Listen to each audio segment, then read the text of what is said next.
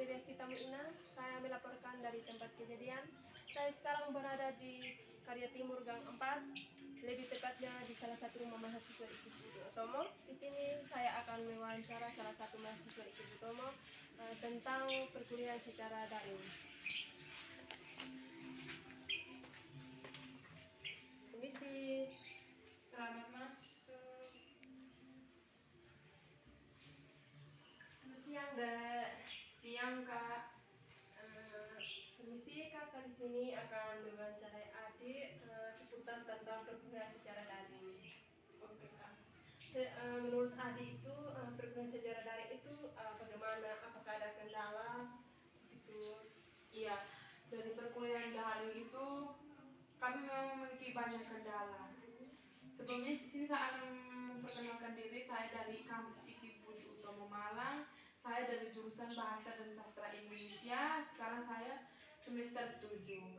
Kendala dari perkuliahan daring itu yang pertama, apabila kita tidak memiliki paket data, kita tidak bisa bergabung dalam aplikasi yang biasanya digunakan dalam perkuliahan daring. Yang kedua, biasanya yang lebih banyak buat kendala bagi semua mahasiswa itu adalah tentang jaringan. Kadang saat kita mengikuti perkuliahan daring, ada kendala dalam jaringan, kadang jaringan hilang muncul atau kendala saat hujan, begitu seperti itu. Terus menurut adik itu apakah ada sisi negatif atau positifnya?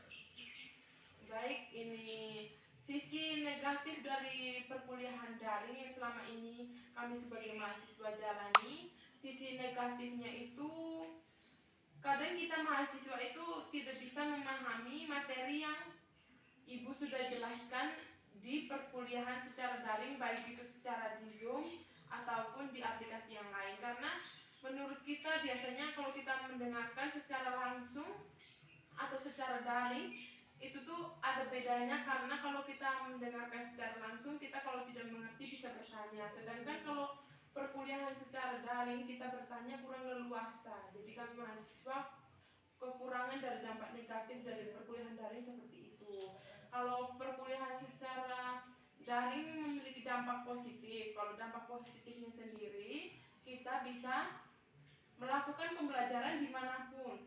Contohnya kita sedang berada di luar rumah atau luar ruangan kampus, kita bisa mengikuti pembelajaran. Contohnya kita sedang melakukan aktivitas yang tidak berada di ruangan yang semestinya untuk kita berkuliah, tapi kita bisa melakukan perkuliahan